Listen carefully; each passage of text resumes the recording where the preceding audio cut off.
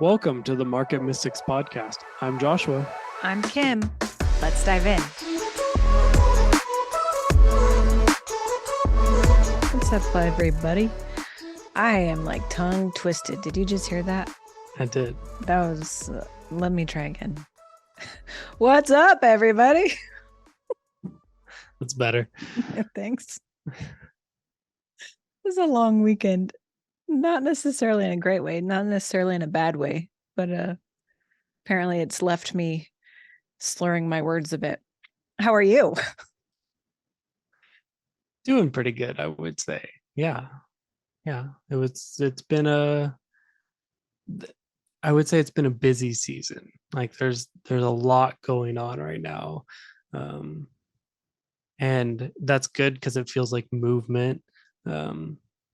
But also like sometimes it's just a lot. True.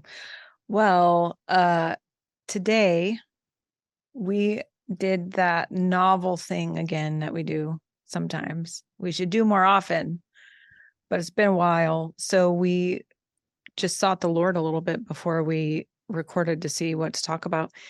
And today we're going to talk a little bit about the gold standard. And maybe not in the way that you would actually refer to the gold standard. So this is not dollar for dollar value, but kind of what we allow ourselves to be subject to. I don't know, something kind of like that. I don't want to give away all of the things, but yeah. Do you have any other way you want to intro that or start? Yeah, no, I think that's great. It came out of a time of prayer, and I think what's interesting is when we got done, we were sharing like, hey, this is what I was feeling, sensing. This is what the Lord was talking to me about.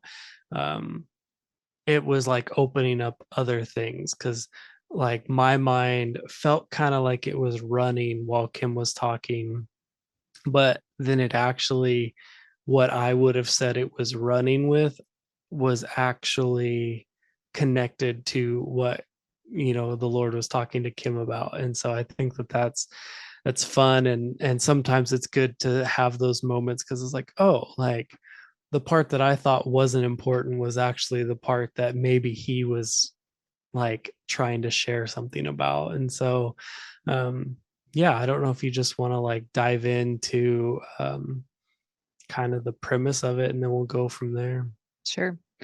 Okay, so I think the premise is this, that there's a difference between the pure element of gold and this wide spectrum of then something that is completely not gold, right? So you have 24 karat gold, you have 18 karat, 14 karat, 10 karat gold, gold filled, gold plated, gold colored, fool's gold, which is pyrite, and many, many more things. And I think the main point of this and looking at those different things, like from 24 karat, 18, 14, 10, gold filled, gold plated, gold colored, all of that stuff, is looking at the different degrees of how far away from the pure element you're getting. Right? So like 24 karat is pure gold. 14 karat is like almost 60% gold. 10 karat is a little over 40% gold. Gold filled is like brass covered with a thick layer of gold. Gold plated is like some metal with a really thin layer of gold over the top, like tiny little thin one. Obviously fool's gold has nothing to do with gold except that people find it in the ground. Color. Yeah, it's similar color. It shines too. As a kid, I loved finding fool's gold. Like I grew up in the 90s and we were like off running outside all the time. And I remember we would find big chunks of it by the railroad tracks. Yes, I know that's not safe, but yes, we played by the railroad tracks. But this was the 90s. This was like freewheeling, right? Just be home Uh-huh. by dark. So anyway, I loved that when I was a kid.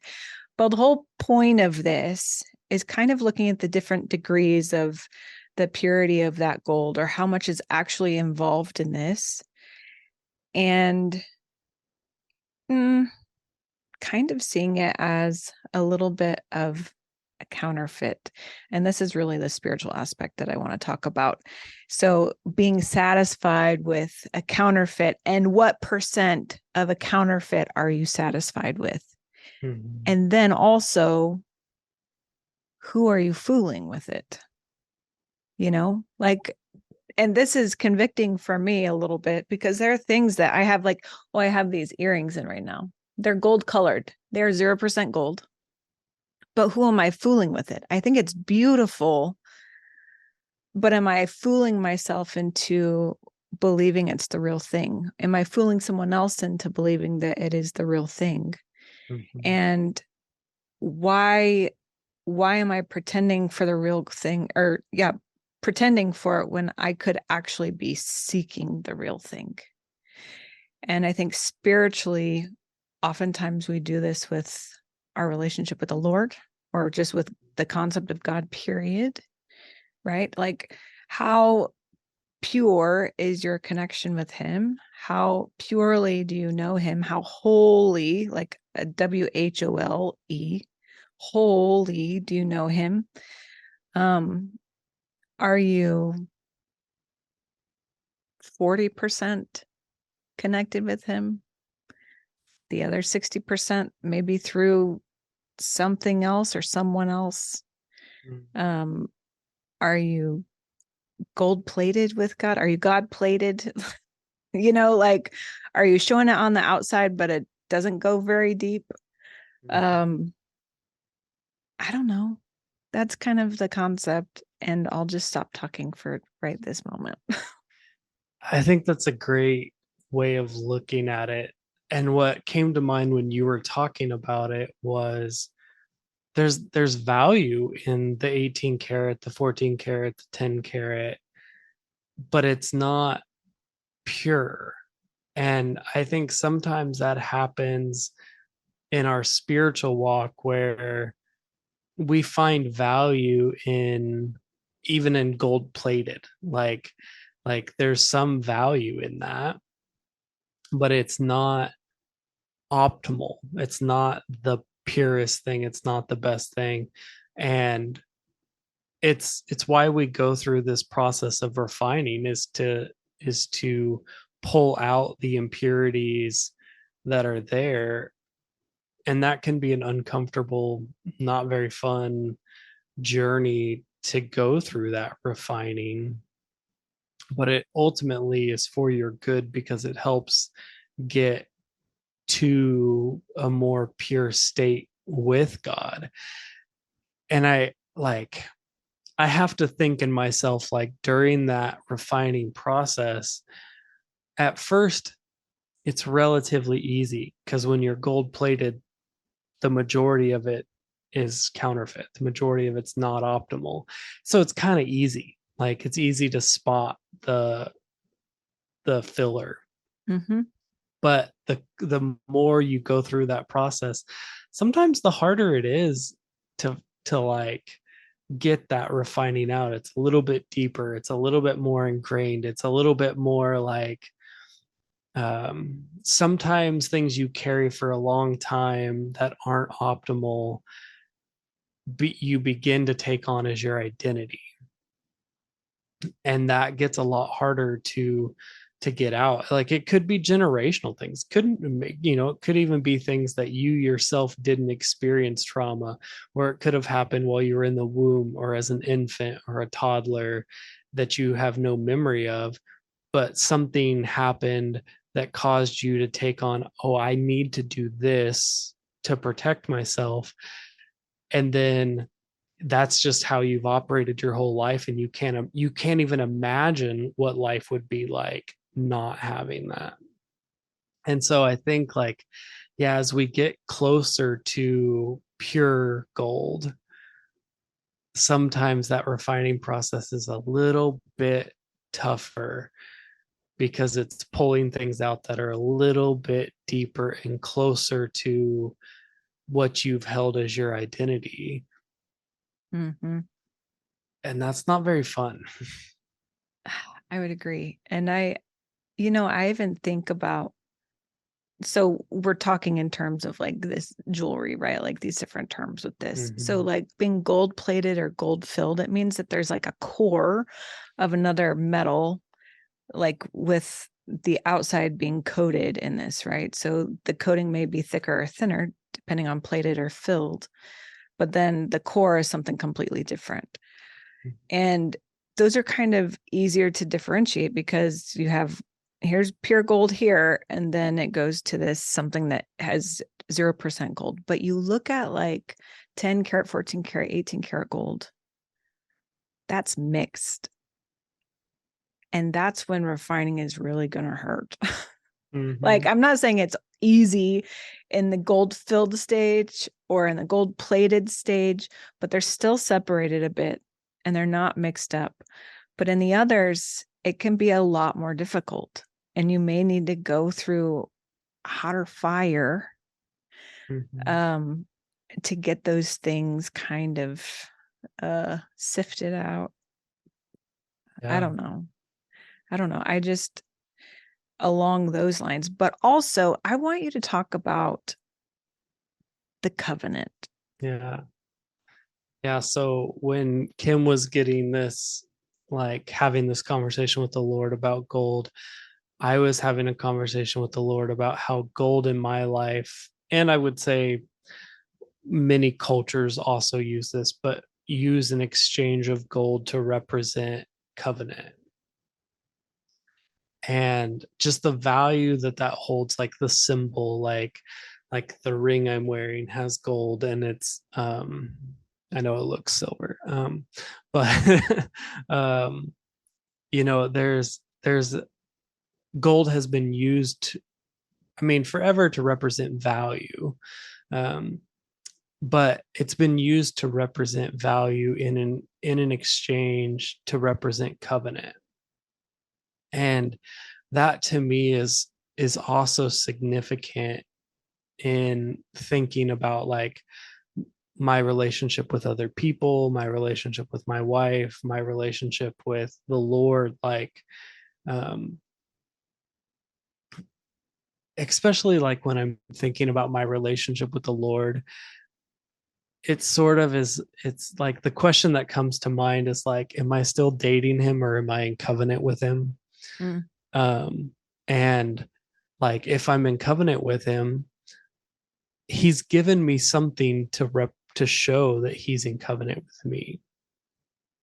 And that is like, I'm not saying that Jesus is going to come give you a ring in the natural, but like, there's probably something spiritually that's connected to your covenant with um yeah, with the Lord, with it's just and it's, I think it's fun to think about how gold has been the representative of that in my life.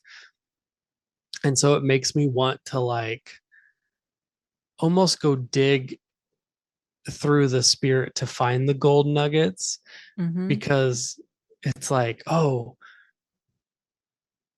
this revelation comes through relationship. And so finding these gold nuggets can be like a symbol of relationship, I think. And yeah, I just think it's really a powerful thing to think about, like how gold is used as that. mm-hmm. That's funny. You talked about a gold ring 2 years ago. It was right at 2 years ago. Um, for my birthday, I got a gold band um, because of what the Lord had been showing me about gold and covenant and his Mm, covenant with me. And I actually don't have it on right now. So I messed that one up. But listen, I didn't know we were talking about this today. Um, but it can be legitimately like a gold ring covenant with him. And I just find it interesting. So if we talk about that and then even the concept of counterfeiting, so I believe that everything was created by our creator, right? The Father.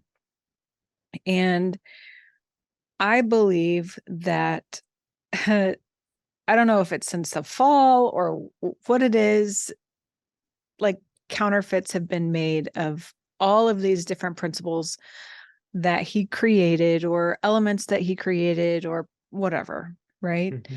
And there are those that are completely sourced from him and tend to be the real thing, and those who have left him out that tend to be a counterfeit, right? So like if we talk about witchcraft and like the whole Christian community is against witchcraft, why? It is using principles that the Father has made while leaving him out of it, Mm.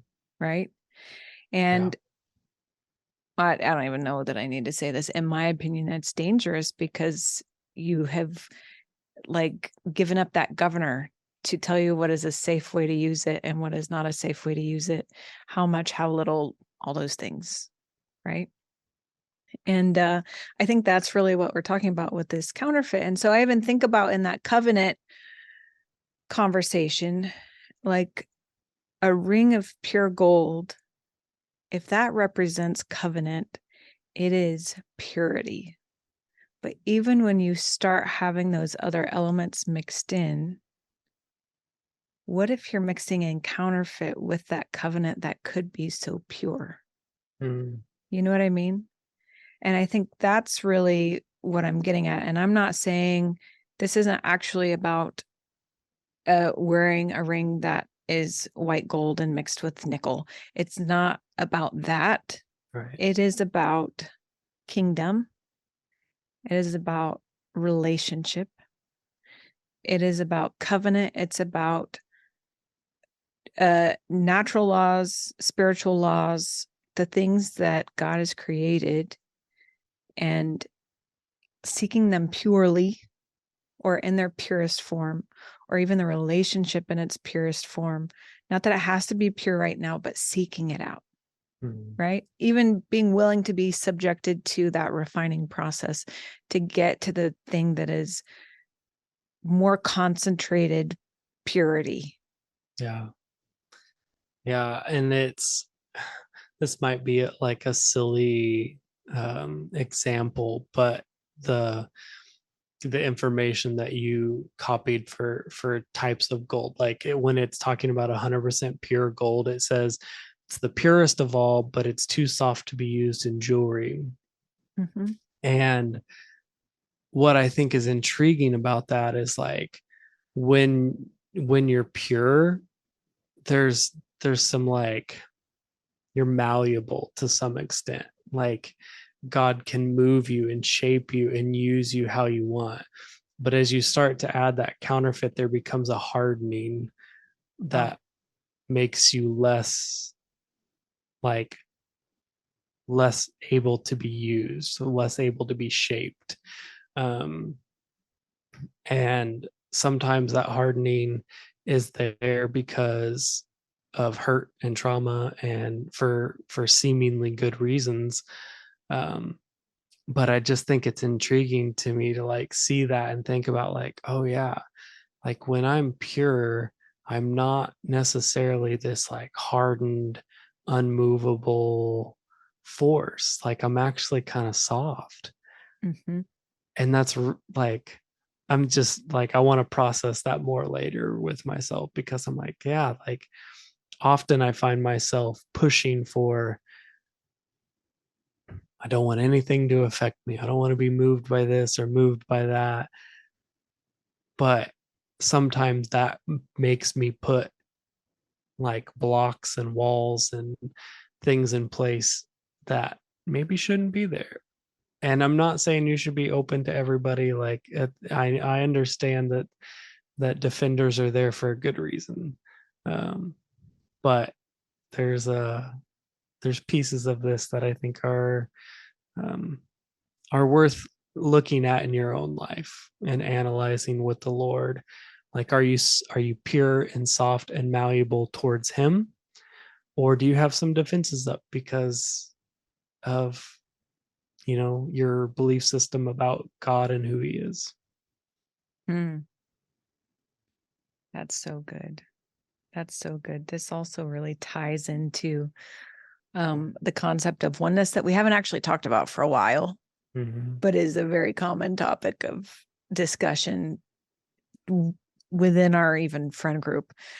But just like you were looking at this little chart that I pulled, I was as well. And you think about 10 karat gold, it's almost 42% pure gold, but that means it's 58% something else. And it's a really interesting thing when I was talking about being God plated, right? Like you could be gold plated, you could be God plated. So you wear the God on the outside, but the inside still isn't really changed. I think about that concept of oneness and how some of this ties into that, because when you're 58% still my will and 42% his will, it's still mixed up and it's still like being presented as one. But think about that point of being 24 karat gold and being 100% pure gold. So there's no difference between your will and his will. When you see you see the Father. When you see the Father, you see you.